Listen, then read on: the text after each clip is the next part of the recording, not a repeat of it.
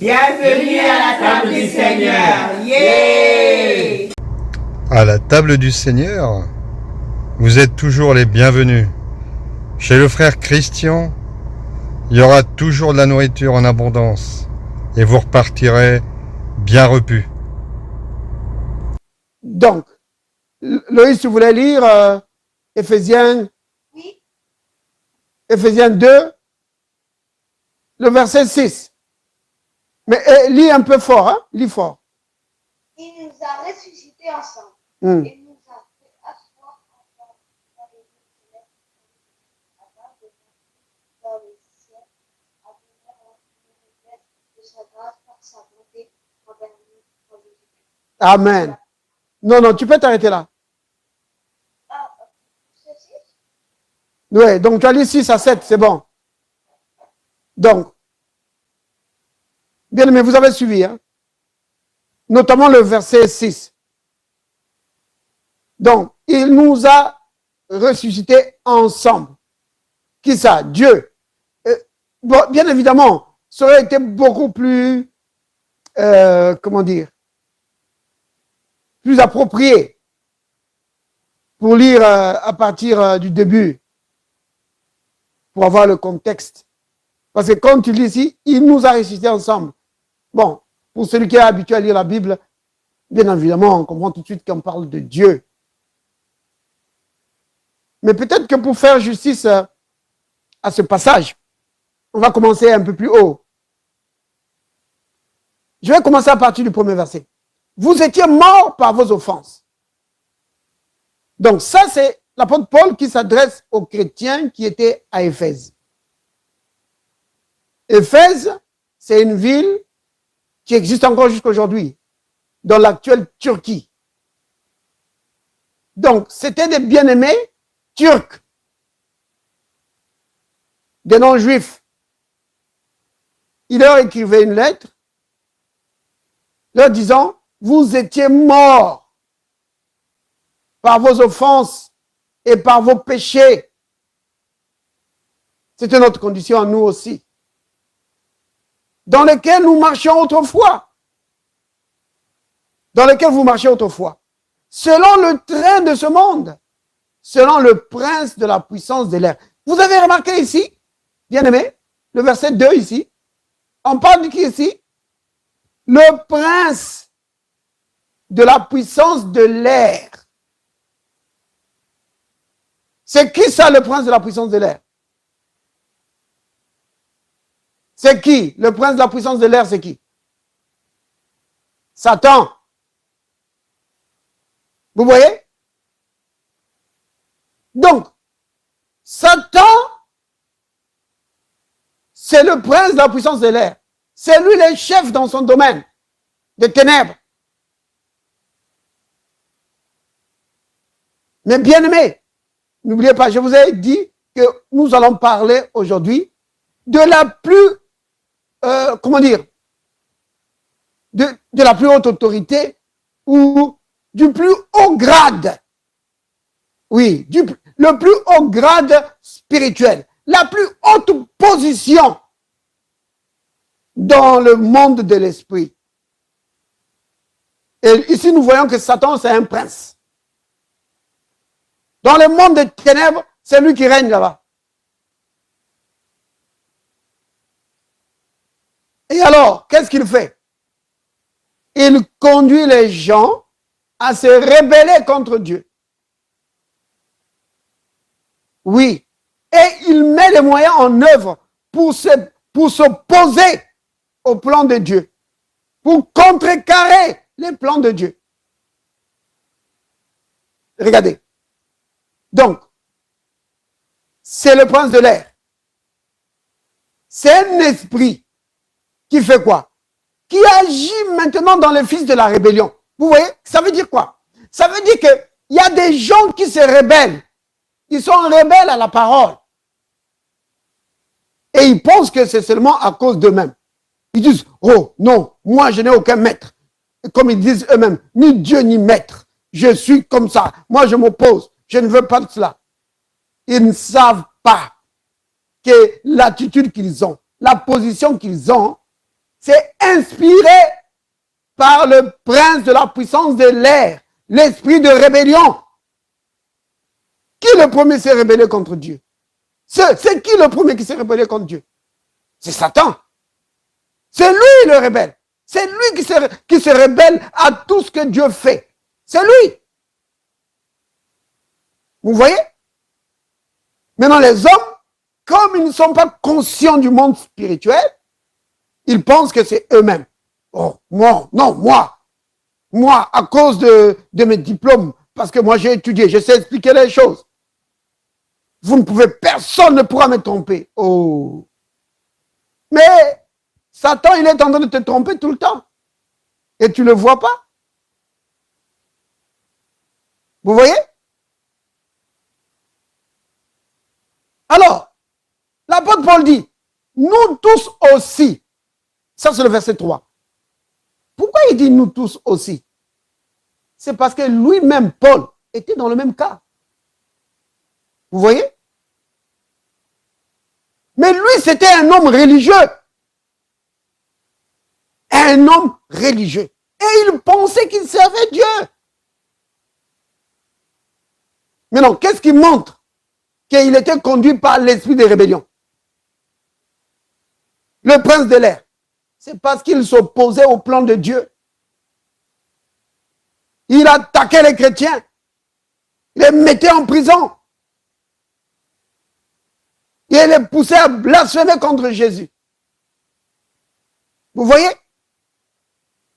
Il dit, moi aussi j'étais comme ça. J'étais dans la rébellion. Nous étions de leur nombre et nous vivions autrefois selon les convoitises de notre chair. C'est notre chair qui nous dirigeait. Accomplissant les volontés de la chair et de nos pensées. Et nous étions par nature des enfants de colère, comme les autres.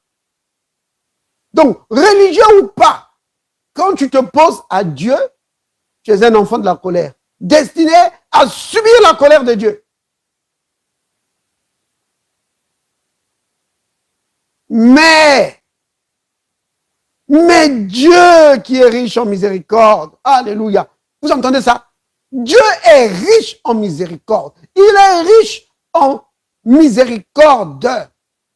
La miséricorde, c'est la pitié. Dieu est rempli de pitié.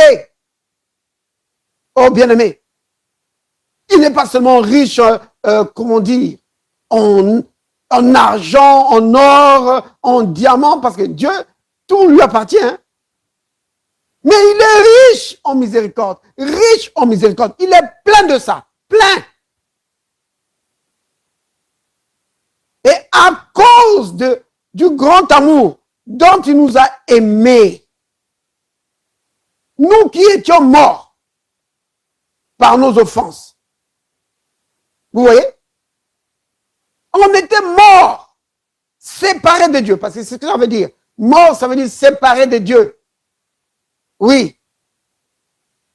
Mais Dieu nous a rendus à la vie. Vous voyez? C'est pas grâce que vous êtes sauvés. Maintenant, verset 6. Il nous a ressuscités ensemble et nous a fait asseoir ensemble dans le lieu céleste en Jésus-Christ. Vous voyez?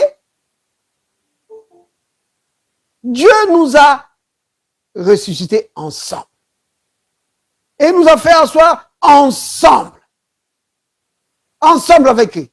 Avec le Christ. Vous voyez? Dieu nous a ressuscités ensemble avec Christ et nous a fait asseoir ensemble dans les lieux célestes. Vous voyez, bien aimé? Alors, souvenez-vous, je parle du plus haut grade. Le plus haut grade du monde spirituel. Maintenant, dans le monde spirituel, bien aimé, comme vous le savez, il y a deux camps. Il y a le camp des ténèbres et il y a le camp de la lumière. Le camp des ténèbres, c'est le camp de Satan. C'est lui qui est là-bas, c'est le chef qui règne. Le camp de la lumière, c'est le camp de Dieu. Vous voyez? Maintenant, le camp de Dieu, parce que c'est lui qui a créé toutes choses. Donc, c'est le camp qui a l'autorité suprême, qui a le plus haut grade du monde spirituel. Le plus haut grade. Maintenant, en parlant de grade, vous connaissez de quoi on parle, n'est-ce pas? C'est comme dans l'armée. Dans l'armée, vous avez des lieutenants, des colonels, vous avez des sergents, des capitaines, des lieutenants. Ça, c'est l'armée. Un grade, c'est fait pour désigner la position d'une personne dans l'armée, par exemple, ou dans une organisation. Parce que les grades, ce n'est pas seulement dans l'armée. Même dans les entreprises aussi, il y a des grades. Vous voyez? Vous avez les chefs du personnel, les chefs d'équipe, les directeurs. C'est des grades, ça. Ça montre la position ou l'importance de la personne dans l'organisation. Vous voyez? Ça montre son importance dans l'organisation. Dans l'armée, le plus haut grade dans l'armée, c'est général. Général d'armée. C'est ça. Évidemment, dans la marine, c'est amiral. C'est le top.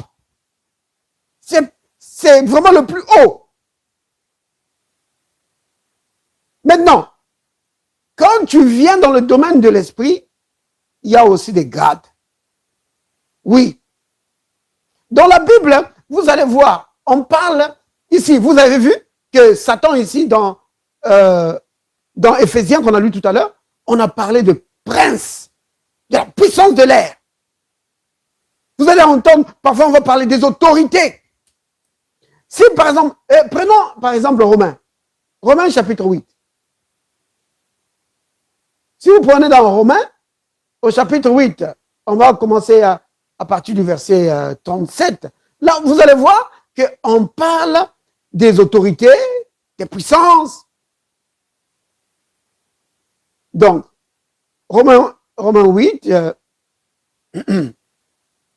regardez ça bien aimé. Donc, il y a des autorités, il y a des puissances. Il faut savoir ça. Dans le monde, en fait, le monde spirituel, comme on a déjà enseigné ça, que le monde spirituel, c'est commande, dirige le monde dans lequel nous vivons. Le monde physique est commandé par le monde spirituel. Vous comprenez?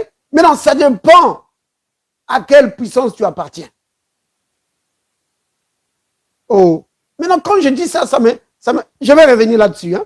On va d'abord lire ici. Et je reviendrai sur le monde spirituel qui dirige le monde physique. Prenons d'abord ici Romains 8. Bon, je vais commencer à partir du verset 37. Regardez. La Bible dit ceci. Mais dans toutes ces choses, nous sommes plus que vainqueurs. Comment ça? Par celui qui nous a aimés. C'est-à-dire que notre victoire dépend uniquement, seulement de l'amour de Dieu. C'est-à-dire que Dieu, dans son amour, il s'est non seulement arrangé pour nous sauver, mais pour nous donner la victoire, pour vivre dans la victoire. La victoire devant qui? Devant les puissances des ténèbres. De toute façon, l'apôtre Paul va expliquer ça ici. Regardez, verset 38. Il dit, car j'ai l'assurance, j'ai la ferme conviction que ni la mort, ni la vie, ni les anges, ni les dominations. Vous voyez ça? Les dominations? Vous voyez? Ça, c'est les grades. C'est des grades du monde, des ténèbres. Les dominations. Vous entendez? C'est des grades, ça. C'est un niveau des esprits méchants.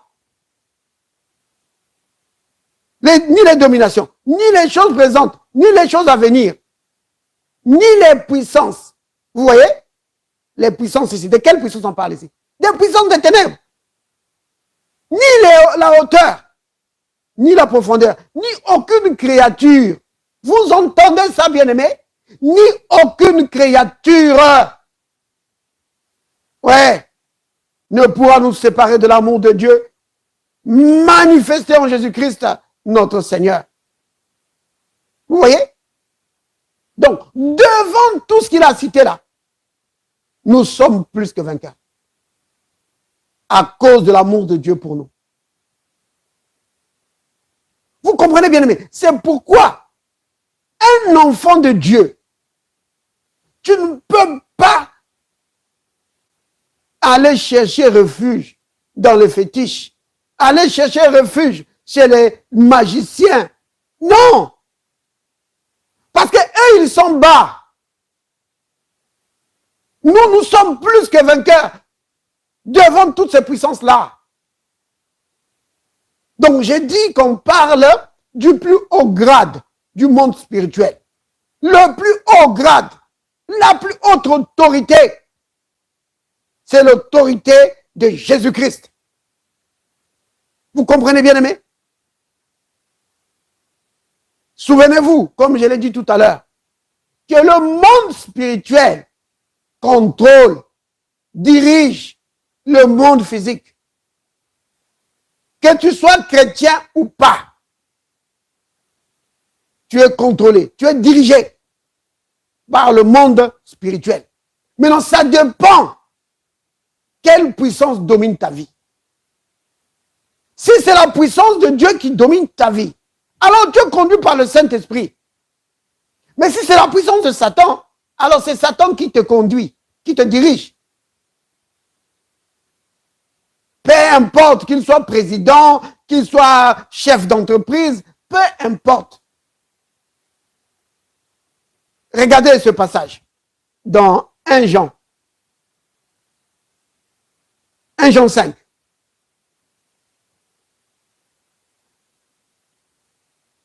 Ce passage est très édifiant. Parce que ça nous montre comment les hommes sont dirigés et ils ne se rendent même pas compte qu'ils sont dirigés par les esprits, soit par l'esprit de Dieu ou par les esprits des ténèbres. Mais évidemment, les hommes pensent qu'ils prennent leurs décisions eux-mêmes. Mais regardez, 1 Jean 5, on va prendre à partir du verset 19. Regardez, nous savons que nous sommes de Dieu, que nous appartenons à Dieu, que nous avons notre origine en Dieu. Nous savons que nous sommes de Dieu, que nous sommes de la famille de Dieu. Vous voyez, bien aimé? Et que le monde entier est sous la puissance de qui? De Satan, du malin. Ça veut dire quoi? Ça veut dire que les enfants de Dieu sont normalement conduits. J'ai dit normalement, parce que nombreux ignorent ça. Et puisqu'ils ignorent, alors Satan en profite. Vous voyez? Satan se glisse dans la vie des enfants de Dieu juste à cause de l'ignorance. Mais un enfant de Dieu qui connaît sa position. Non.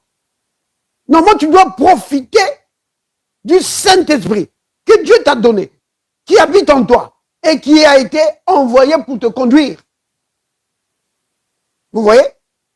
Donc, nous savons que nous sommes de Dieu et que le monde entier est sous la puissance, sous l'influence, sous l'inspiration de qui? Du diable. Vous voyez? Donc, c'est pourquoi je disais tout à l'heure que le monde spirituel, le monde physique dans lequel nous vivons est dirigé par le monde spirituel, soit par Dieu ou alors c'est Satan. Vous voyez? Et les enfants de Dieu doivent faire attention aussi. Ce n'est pas parce que tu es enfant de Dieu, tu vas dire, oh oui, moi, tu dois faire attention. L'inspiration qui vient, fais attention d'où est-ce que ça vient. Tu dois analyser ça. Parce que Satan va essayer de se glisser aussi dans la vie d'un enfant de Dieu pour influencer sa vie, pour s'opposer au plan de Dieu dans sa vie. Vous voyez? Par des raisonnements bizarres. Oh non, tu sais, cette chose-là, c'est votre truc de famille. Tu vois? c'est votre truc de famille. Tu dois garder ça. C'est pour ta famille. Mais non. Si ce n'est pas de Dieu, tu jettes. Tu rejettes ça. Ça n'a pas de place dans ta vie. Parce que si tu gardes ces choses-là, les choses de famille, les choses de tradition qui sont contre la parole, si tu gardes ça, tu ouvres une porte dans ta vie. Et Satan va chaque fois entrer dans ta vie à cause de cette porte-là que tu lui as laissée. Vous comprenez, bien aimé? Donc, le Christ est l'autorité suprême. La plus haute puissance dans le domaine spirituel. Prenons dans Éphésiens. On était dans Éphésiens tout à l'heure. Retournons dans Éphésiens. Cette fois-ci, nous allons prendre le chapitre 1.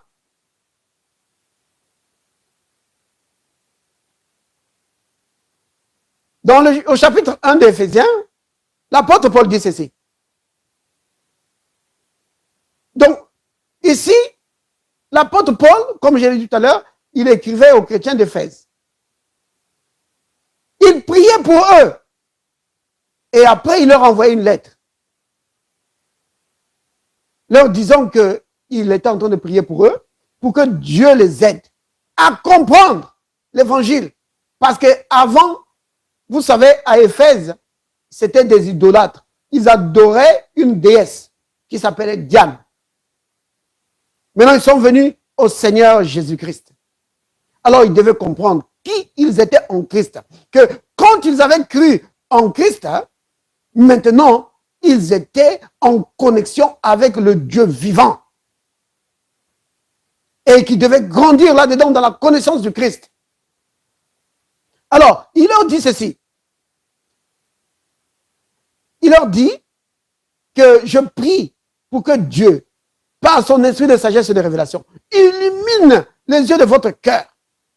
Donc, on pourrait le lire, mais c'est long. C'est pourquoi je vais un peu vite, pour gagner du temps.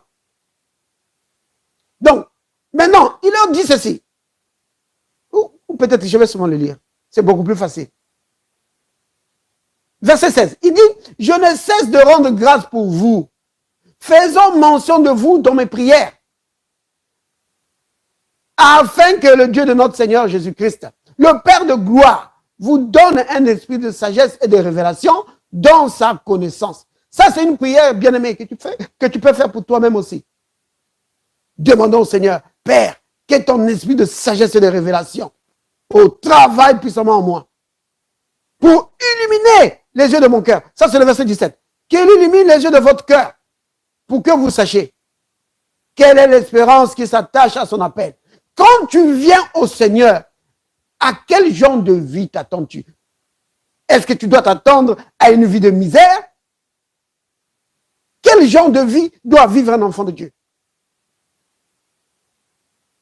Vous voyez? Il dit, tu dois, donc que le Saint-Esprit te révèle ça. Que Dieu t'a appelé à une vie de victoire. Dieu t'a appelé pour régner sur les circonstances de la vie. Dieu, un enfant de Dieu, celui qui vient au Seigneur doit vraiment savoir ça. Quelle est l'espérance qui s'attache à l'appel que tu as reçu? Tu vois? Et quelle est la richesse de la gloire de son héritage qu'il réserve aux saints? Il y a un héritage. Vous voyez? Il y a un héritage. Un héritage glorieux. Vous avez vu ça? La richesse de la gloire. C'est merveilleux ça. Donc, l'héritage n'est pas seulement glorieux, mais cette richesse, cette gloire est riche dans son expression. Oui. Donc, l'héritage qu'il réserve aux saints, verset 19. Et quelle est envers nous qui croyons l'infinie grandeur de sa puissance? Vous voyez? Donc, il y a une grande puissance infinie que Dieu a mis à la disposition de chaque enfant de Dieu. Vous voyez, c'est les choses pour lesquelles l'apôtre Paul priait. Que les chrétiens d'Éphèse devaient se rendre compte de ça. Que maintenant, vous n'adorez plus un morceau de bois. Maintenant, vous n'adorez plus le faux Dieu. Vous êtes maintenant connectés au vrai Dieu. Et puisque vous êtes connectés au vrai Dieu, il y a des choses qui doivent se passer dans votre vie. Il y a un héritage qu'on t'a donné. Il y a une vie de gloire que tu dois vivre.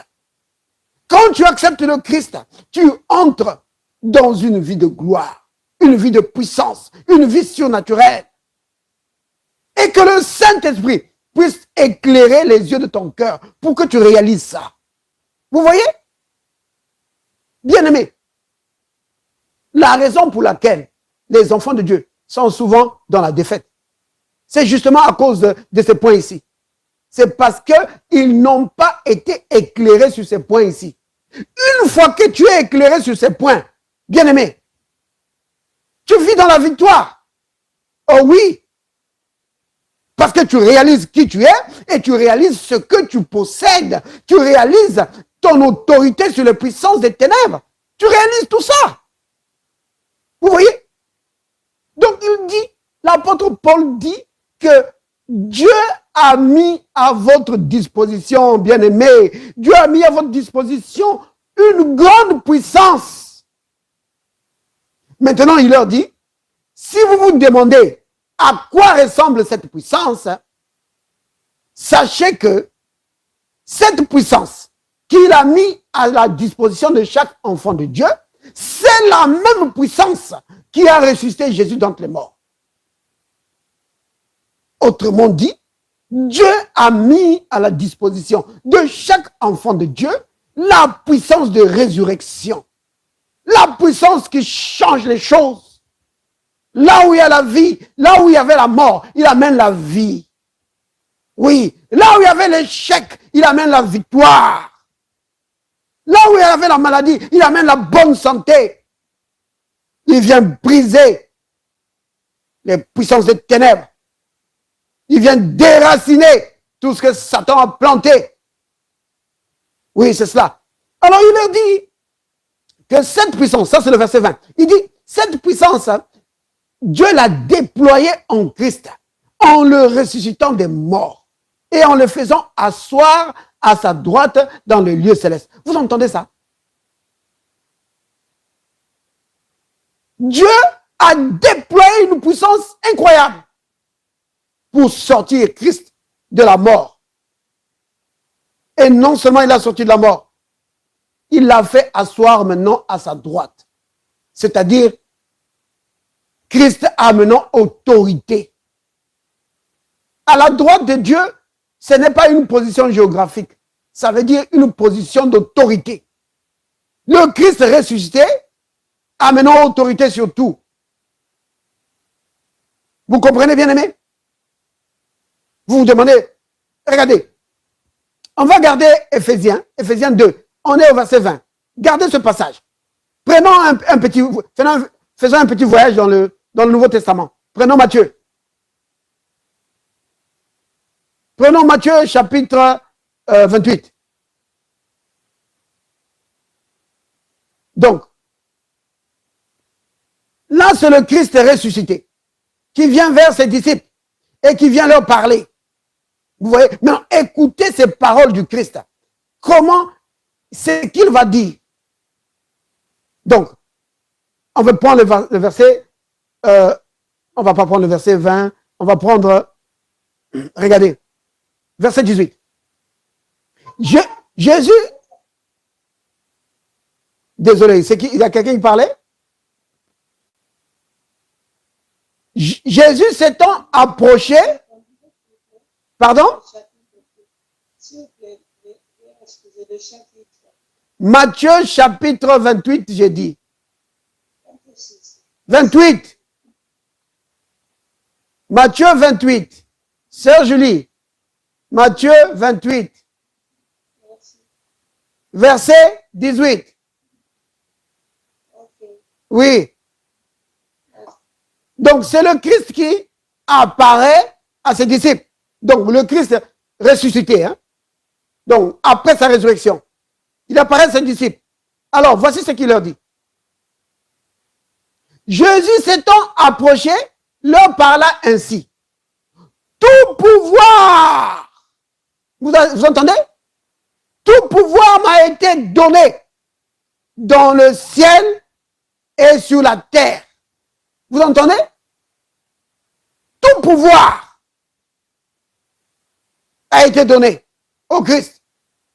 C'est pourquoi je dis que c'est le plus haut grade. Il a le plus haut grade du monde spirituel. Le Christ.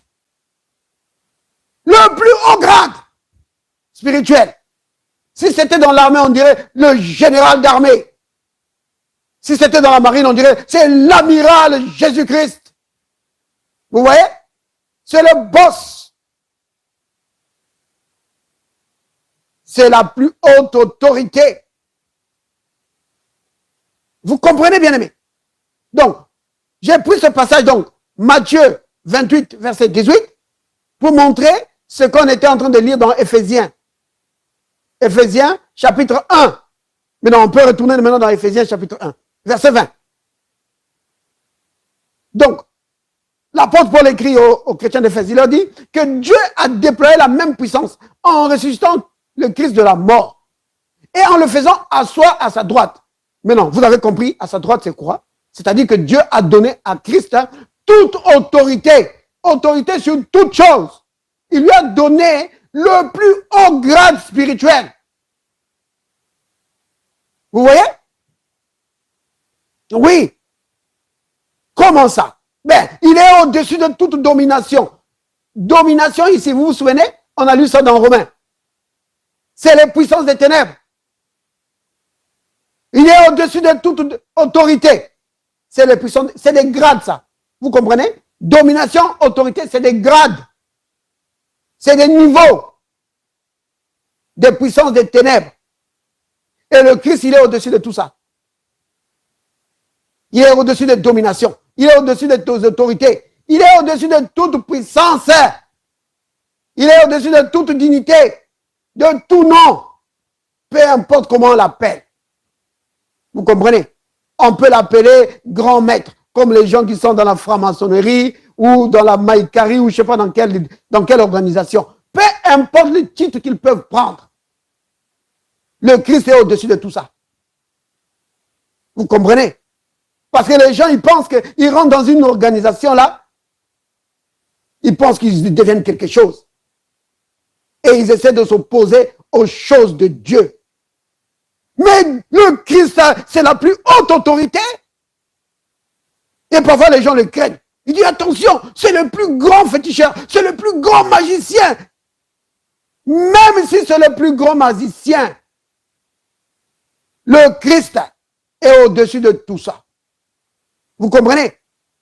Parce que Dieu l'a fait asseoir à sa droite. Il lui a donné toute puissance, toute autorité, au-dessus de domination, au-dessus de toute autorité, de toute puissance, de toute dignité et de tout nom qui peut se nommer, peu importe comment on le nomme. Les maladies ont des noms, n'est-ce pas? Peu importe la maladie, peu importe son nom, le nom de Jésus est au-dessus de tout ça. Allez, on dit, peu importe comment on peut le nommer, non seulement dans le siècle présent, mais encore dans le siècle à venir. C'est-à-dire que même dans l'avenir, peu importe le titre qu'ils vont inventer, le Christ sera toujours au-dessus. Vous voyez? Verset 22. Il a tout mis sous ses pieds. Mettre sous les pieds, vous comprenez ce que ça veut dire, bien-aimé?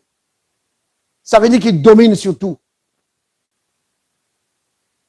Maintenant, regardez le verset 22, là où ça devient intéressant.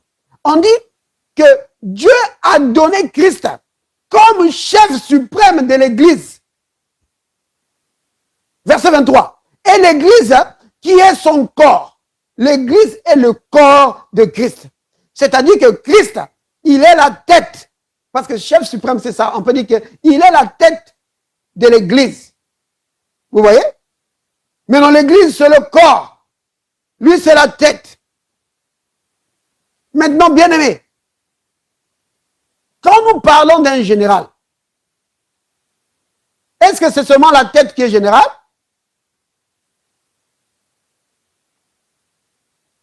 Bien-aimé, quand vous dites d'un homme que c'est un général, est-ce que c'est seulement sa tête?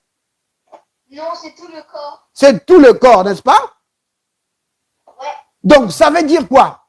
Qu'est-ce que ça veut dire? Ça veut dire que puisque Christ, il a la plus haute autorité dans le monde de l'esprit, ça veut dire que son corps a aussi la plus haute autorité. Vous comprenez? Parce qu'un général, ce n'est pas seulement la tête, c'est tout le corps. Christ est la tête et nous sommes le corps. Donc, en élevant le Christ à la plus haute autorité, Dieu nous a élevés ensemble avec le Christ. Vous comprenez? Donc, quand il dit que Dieu l'a mis au-dessus de toute domination, ça veut dire que moi aussi, je suis au-dessus de toute domination. Vous comprenez, bien-aimé? Oh, bien-aimé, on va le dire tout de suite là. On va continuer. Disons tous ensemble que je suis au-dessus de toute domination. Je suis au-dessus de toute autorité. Je suis au-dessus de toute puissance. Aucun démon ne peut me dominer. Aucune puissance des ténèbres ne peut me dominer. Aucune maladie ne peut me dominer. Parce que je suis au-dessus de toute dignité. Je suis au-dessus de tout nom. Béni sois-tu, Père. Au nom de Jésus. Amen. Vous comprenez bien, aimé? Si tu comprends ça, pourquoi est-ce que tu vas aller chercher un fétiche? Tu vas dire que, allez voir les magiciens là de vaudou là, qu'ils fassent quelque chose pour moi, pour me protéger. Oh! Alors tu comprends pas? Comme nous disait notre prof là, notre prof vietnamien, il dit, mais vous comprenez pas? Mais tu comprends pas? Mais oui! Tu ne comprends pas quand tu vas commencer à chercher l'aide maintenant dans les gens qui te donnent quelque chose que tu vas mettre maintenant autour de la taille là et attacher. Ou alors c'est des bagues que maintenant que tu vas porter. Un chrétien, mais tu ne comprends pas. Tu n'as pas compris l'évangile. Vous comprenez, bien-aimés? C'est vraiment important. Nous sommes au-dessus de tout ça. Bien-aimé, ce n'est pas de la théorie. C'est comme ça, c'est la réalité. C'est cela. Oh. Regardez. Retournons au chapitre 2. Il y a quelque chose que je voulais vous montrer. Donc, Ephésiens chapitre 2. Au verset 6. Il a dit que Dieu nous a ressuscités ensemble. Vous avez vu? Il nous a ressuscités ensemble avec Christ. Et nous a fait asseoir ensemble. Vous êtes ensemble avec le Christ. Comment est-ce possible, bien-aimé? Tu vas dire, mais comment est-ce possible? Comment je pouvais être ressuscité ensemble avec Christ? Mais à cause de ce que je viens de vous montrer tout à l'heure, bien-aimé. Dans Éphésiens. Oui, qu'est-ce que tu veux dire? Parce que oui, parce que nous sommes un avec Christ. Lui, il est la tête. Nous sommes le corps. Donc, on l'a lu dans Éphésiens chapitre 1. Vous vous souvenez? On l'a lu tout à l'heure. Et l'apôtre Paul en parle encore dans Colossiens. Colossiens chapitre 1 au verset 18. Il en parle encore. Que le Christ est la tête du corps de l'Église. Vous voyez? Maintenant, c'est pourquoi il dit que quand tu ressuscites, quand quelqu'un ressuscite, est-ce que c'est seulement la tête qui ressuscite? C'est tout le corps, n'est-ce pas? Donc, c'est pourquoi nous sommes ressuscités ensemble avec lui. Vous voyez? Et alors, puisque Dieu maintenant l'a fait asseoir à sa droite, alors nous sommes assis avec lui, ensemble avec lui. Maintenant, bien aimé, je voulais vous montrer quelque chose ici. À propos de s'asseoir ensemble. Il ne faut pas juste voir comme si Jésus est assis là et moi je suis... donc, c'est juste, nous sommes assis là. Et on fait quoi là? Assis là et puis après, on fait quoi?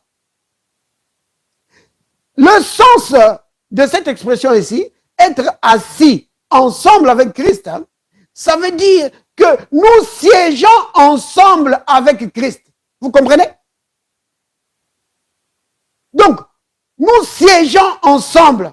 Dieu nous a donné un siège, un fauteuil, une place avec le Christ. Vous voyez? Mais ça veut dire quoi, siéger?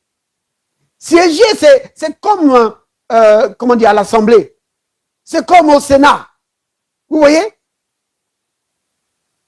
Parce que le mot siéger veut dire occuper un siège dans un organe officiel. Vous voyez?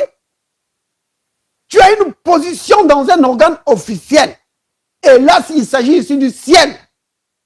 Donc, ça veut dire quoi, bien-aimé? Ça veut dire que toutes les puissances du monde des ténèbres, ils reconnaissent ton autorité. Parce que c'est officiel. Ça a été proclamé officiellement. Quand tu es député, par exemple, d'un pays, c'est officiel. Il y a quelqu'un qui a levé la main. Est-ce qu'il y a quelqu'un qui voulait parler?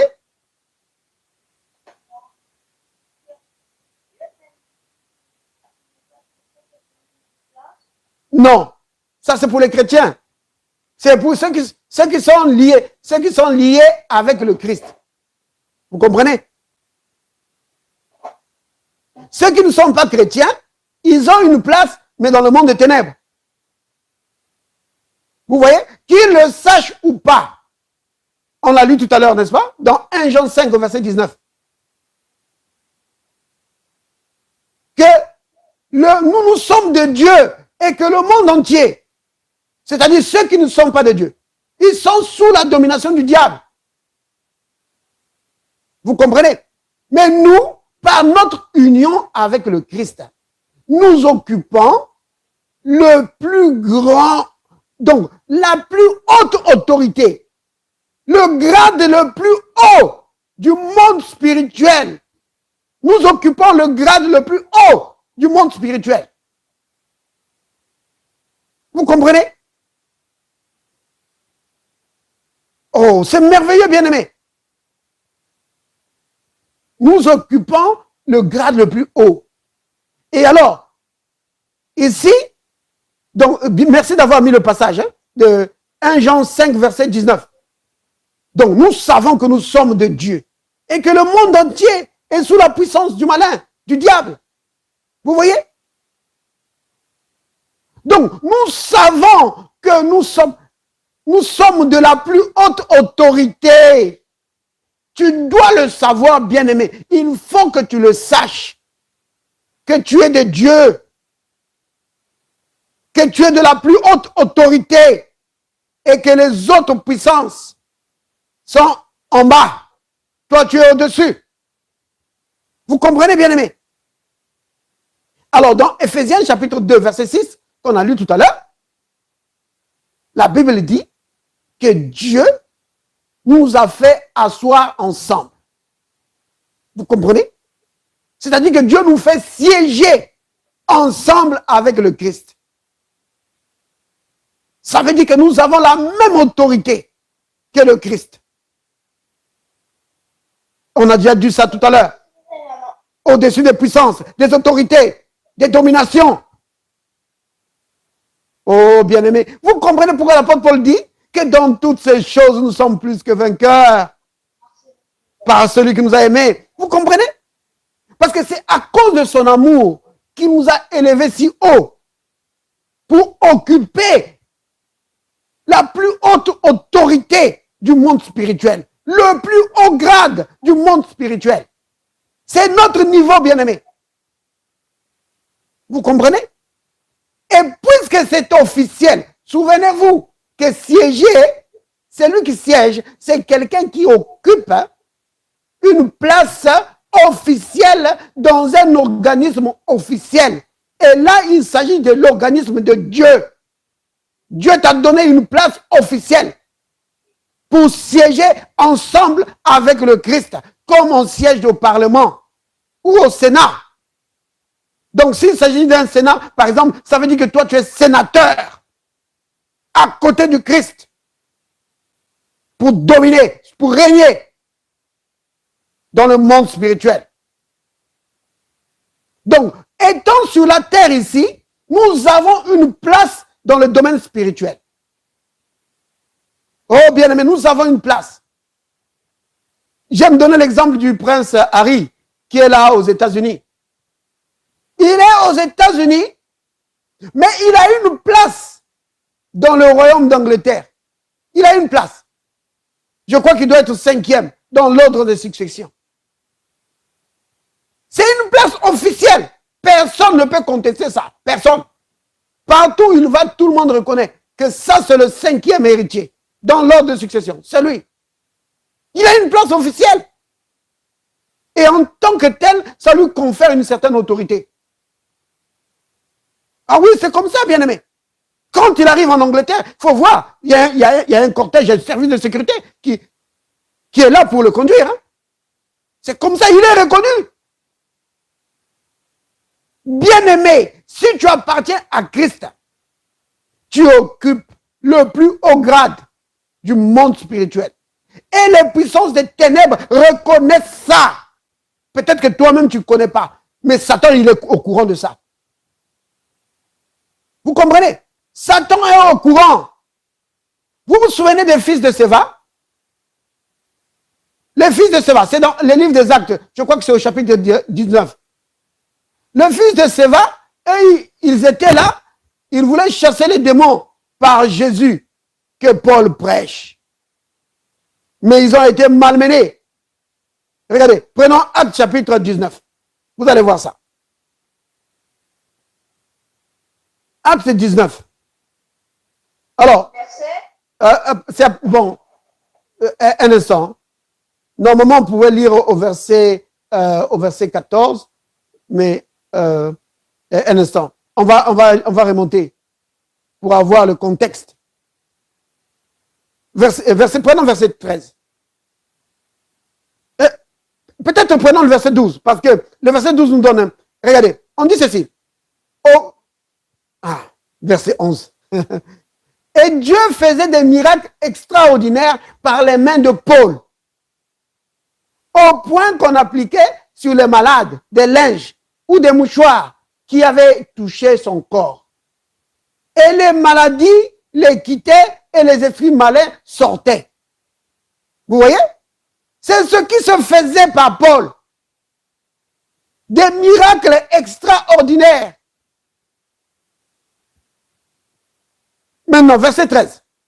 Quelques exorcistes juifs ambulants essayèrent d'invoquer sur ceux qui avaient des esprits malins le nom du Seigneur Jésus, en disant, je vous conjure par Jésus que Paul prêche.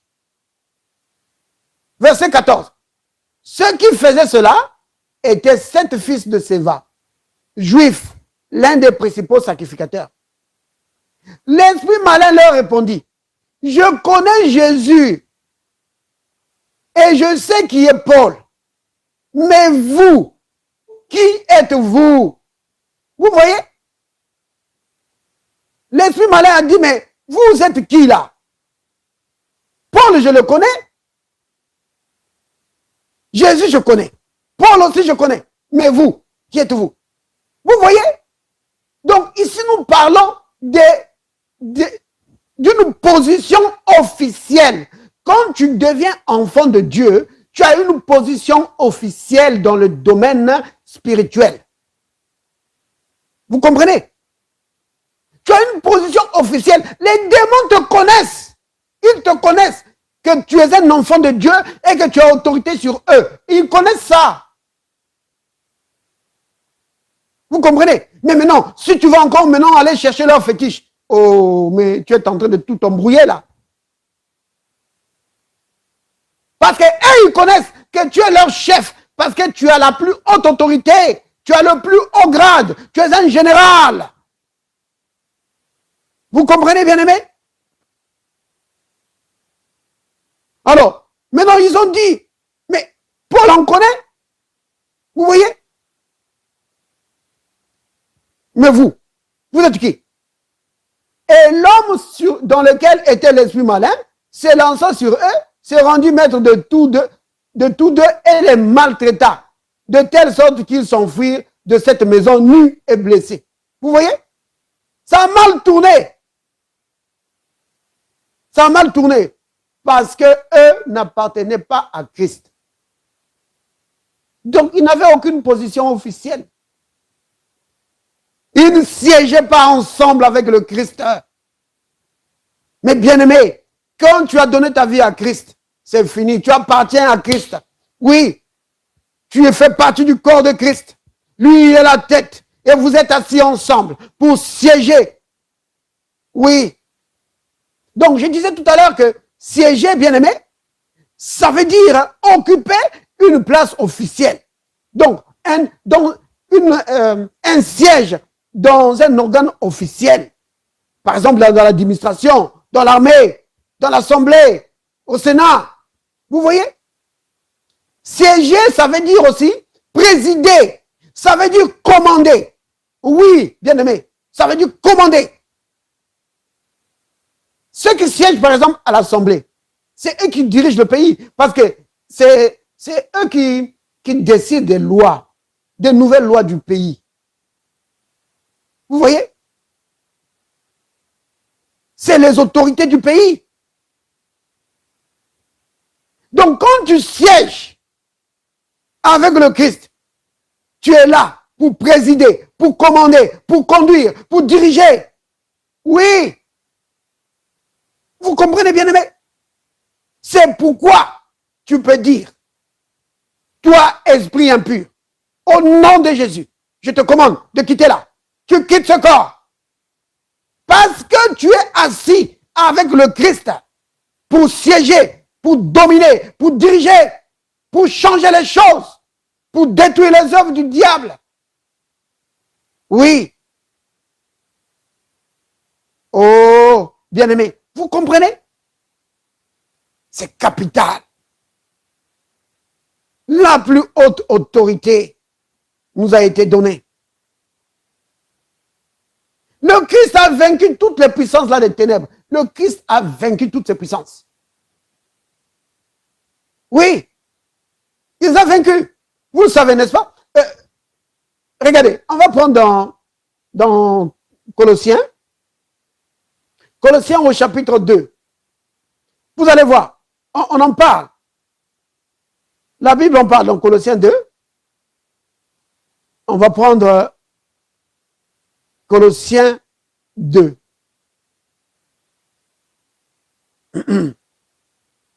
Regardez ce que on va prendre à partir du verset, non, c'est le verset 14, mais on peut, en prenant seulement le verset 14.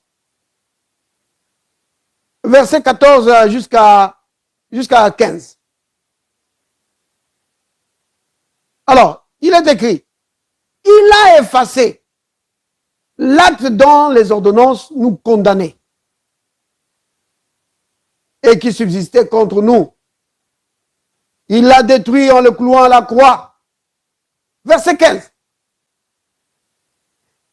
Il a dépouillé, vous entendez, les dominations. Je vous ai dit que c'est un grade, un niveau de puissance des ténèbres. Et la Bible dit qu'il les a dépouillés. Ça veut dire quoi? Qu'il les a désarmés. Le Christ les a désarmés. Oui. Le Christ a désarmé les dominations. Le Christ a désarmé les autorités. Et les a livrées publiquement en spectacle. En triomphant d'elles par la croix. Vous voyez? Mais non, bien aimé, comme j'ai dit tout à l'heure, bon, c'est pas moi qui l'ai dit, c'est les Écritures, que le Christ, c'est la tête nous sommes le corps. Donc, quand il est dit ici que le Christ est désarmé et a triomphé de ses autorités, sachez qu'il s'agit aussi de nous.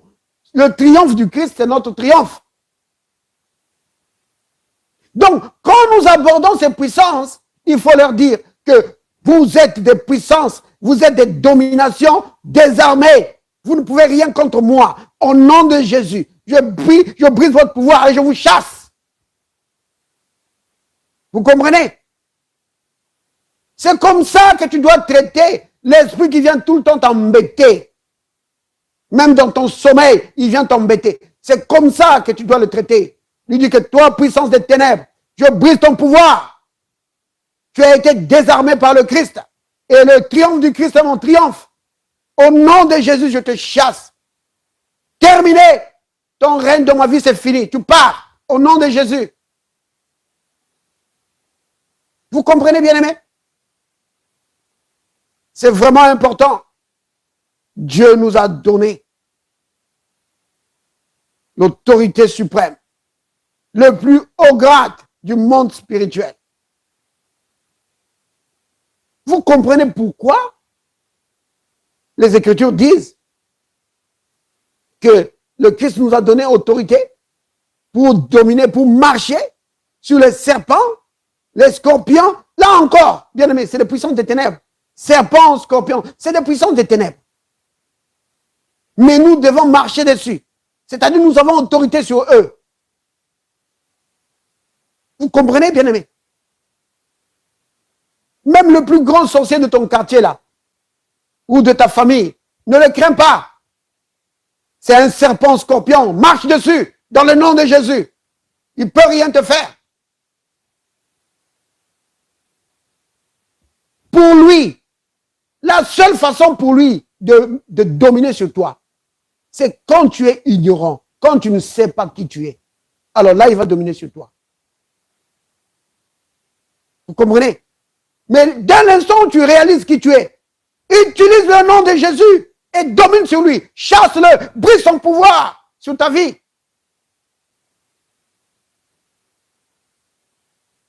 Alors, nous allons dire tous ensemble, bien-aimés. Donc, nous allons dire tous ensemble, merci Père de m'avoir donné la victoire.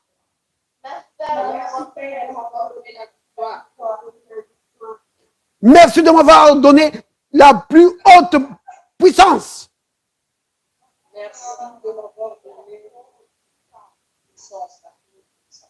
Le plus haut grade dans le domaine spirituel. Je marche sur les serpents et les scorpions.